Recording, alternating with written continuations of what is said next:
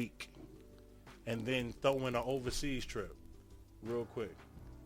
Come back. Time zone all fucked up, not sleeping, not taking care of yourself. So 3 weeks prior to that, I've been feeling terrible. Like Walking Dead zombie, like walking around like no energy. So I was with my son's mother. We went out to eat, and afterwards we were gonna go home, but we decided to go to Walmart. Something in me told me that when I looked at the blood pressure cuff machine, the free machines they have in there, take your blood pressure. This is not normal. I felt like I was gonna die, literally.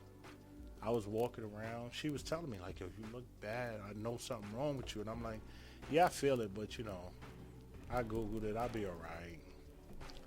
Fucking Google. Took the fucking pressure at the free machine. The reading said 245 over 130. The normal was 120 Now, over 80. now wait a minute. I didn't know what the normal was or nothing. I just knew that sounded astronomical. Yes. So was. I didn't know exactly what it was. So what did I do?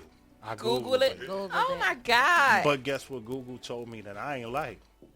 You are a walking stroke. Go to the emergency room doctor now. Did you go? Absolutely not. I told you in the story it was 3 weeks before. I know. So I walked around for close to a month like that. And one day I was at the homie house. I was watching TV. He had went out. He was off, and I was just chilling. I had just came in from a flight, like maybe, I want to say like, I don't know, like, I think I was in Boston. I was somewhere, and I just got back. I went to sit up watching a movie. I went to stand up. I went to take a step with my left foot, and I couldn't move it. It's as if gravity stopped and was just holding my foot down. I could not physically lift it. The shit was bugging me out that I could tell myself. I could hear myself saying, move, and I couldn't move. So I just sat on the ground. The person I was with, you know, thank God I was with somebody. They called the ambulance because they told me, you know, get up. You know, you're slurring your speech. And I'm like, what? Like, I don't know what's going on. But I knew it wasn't good. I didn't feel no pain, no nothing. I just sat on the floor. I crawled out of the bedroom and tried to get into the living room because I said, all right, let me stand up because I don't like how I'm feeling. Why am I sitting down? I managed to get to my knees, and when I went to try to lift my left leg to stand up, you know how you're in a sitting position from the floor? I physically could not do it. Listen, ambulance was called. Well, you're from the area, the DMV area. I was in District Heights when this happened. So the nearest hospital was Southern Maryland.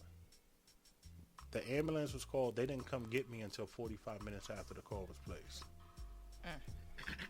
From the time that they came, put me in the ambulance, this is what I've been told. This is what's in the medical report.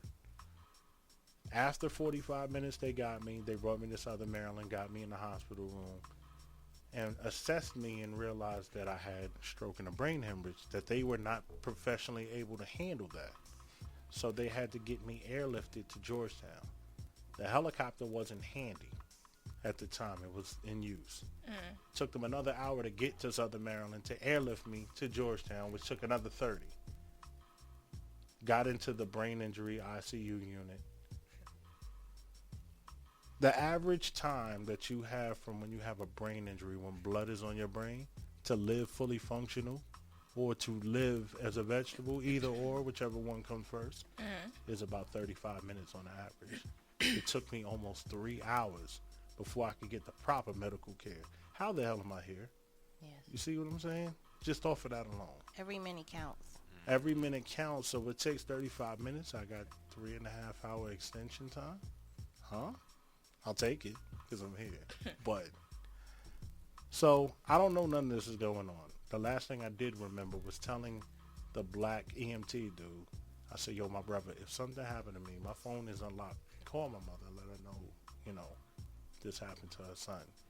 And I said, please don't let me die. I was like, get me to a hospital, let me die. I'm a father.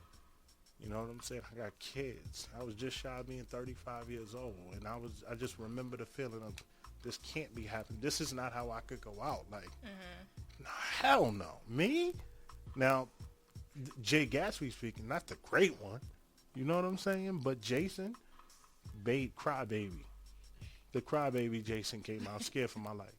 That was the last thing I remember. There's something else that happened that I remember right before I apparently come to, but I can't share that. Well, I choose not to share that. But when I did wake up, I had a breathing tube in my throat, and I know that because the mother of my child and the doctor grabbed my arm because I broke the restraints that they had on my arm because I was out. I had a breathing tube. They didn't want me to wake up and do what I did. But I ripped that shit off. I was about to rip it out. They're like, no. So I calmed down because they calmed me down, and the doctor told me straight up, I need to talk to you about what happened to you. And he started to tell me things that I'm going to tell you now that at the time, the only thing I could think about was, I'm about to die. He just told me I'm in Georgetown Hospital. That's D.C. I was in District Heights the last time I remember. This is bad. That's what I'm saying to myself. Like, this is bad. What the fuck?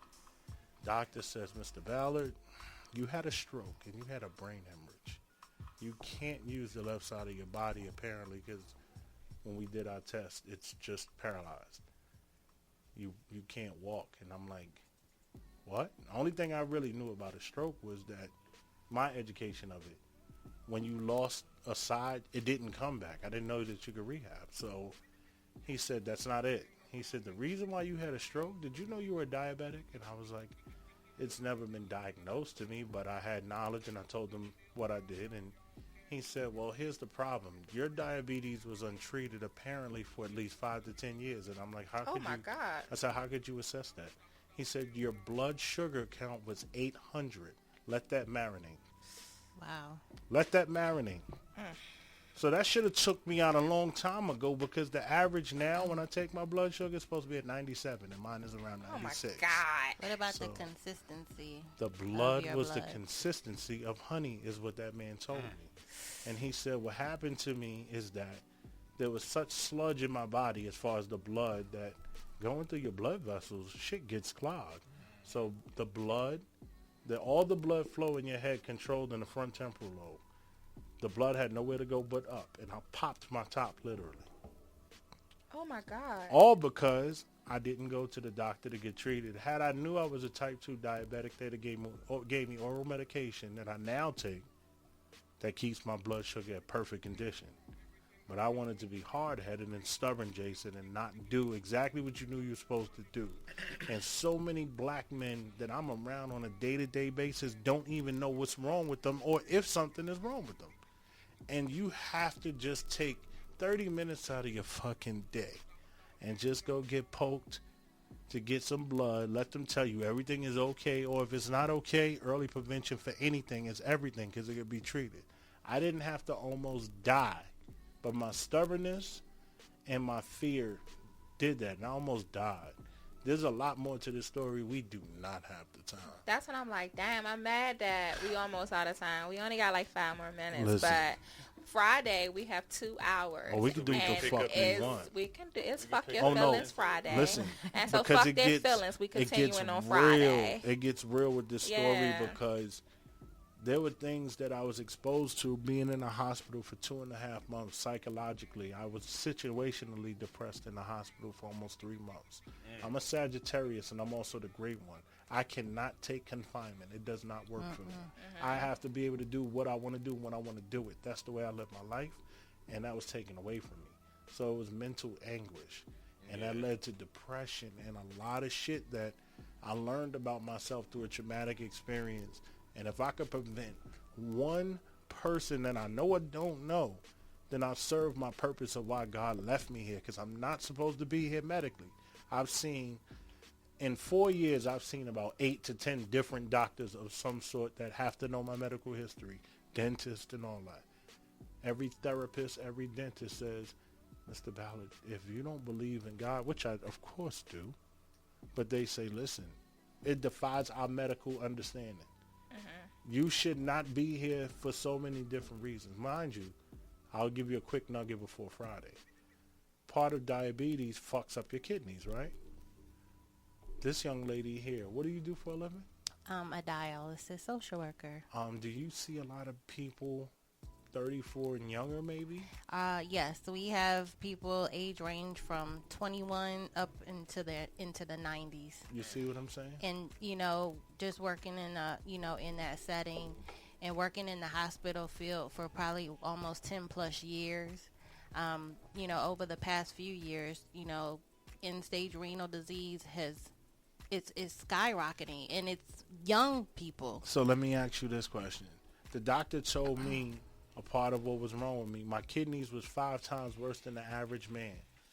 What would that mean for me? Would I have to have dialysis probably for the rest of my life? Usually when you're looking at chronic kidney disease, stage 5, end-stage renal disease, you're looking at dialysis. Okay. That's the conversation that they have with you. Well, that's what they have with me. And as of 2016, November 9th, 4 years later, I just went to the doctor for a follow-up of my blood work from before, about 2.5 weeks ago. Mm-hmm.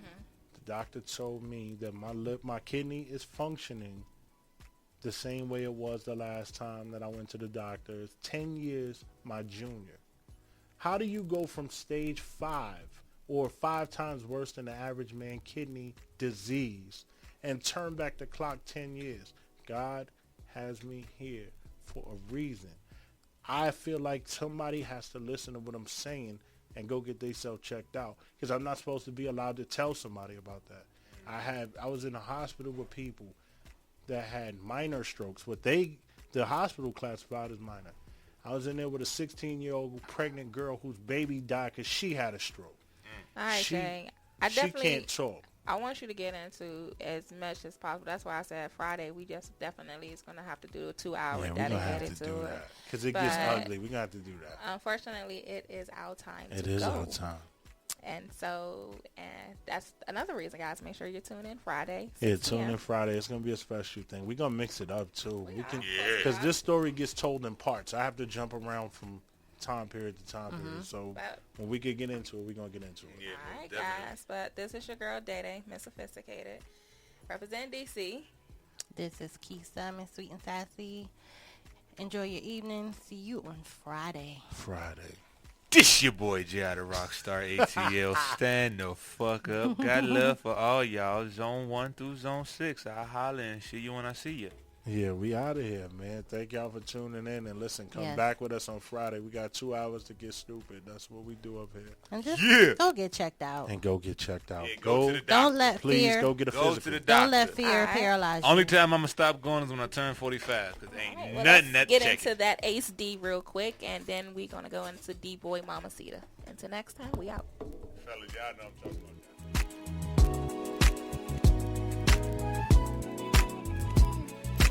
It's just different. I've never really viewed myself as particularly talented. I've viewed myself as, slightly above average in talent. And where I excel is ridiculous, sickening work ethic. While the other guy's sleeping, I'm working. While the other guy's eating, I'm working. Money schemes keep me up at night, I ain't sleeping. I'm trying to get this pack off this grind season. Trying to take a couple of trips in the off season. Trying to turn a couple of flips so we all eat. And I ain't worried about no beard, I'm too slick for 'em. And I ain't worried about no beat, I got them clips for 'em. I'm trying to scoop the whole fam and cop some cribs for 'em.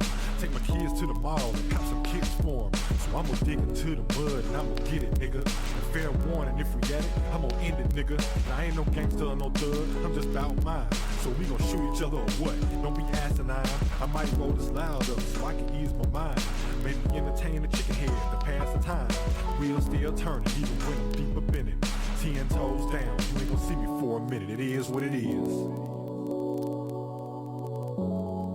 I'm just saying, it is what it is. And that's all that it's gonna be. It is what it is. And that's all that it's gonna be. It is what it is. That's all that it's gonna be. It is what it is. And that's all that it's gonna be. It is what it is. Verse 2, they've been sleeping on them heavy. Time to come out of the coma. Used to whip a Monte Carlo with the digit scale on it. I was young, I was dumb, feeling broads, full of cum, on the run for the fun, and the shit wasn't all fun. And I broke a few hearts. Had a few setbacks and I did some baller shit, but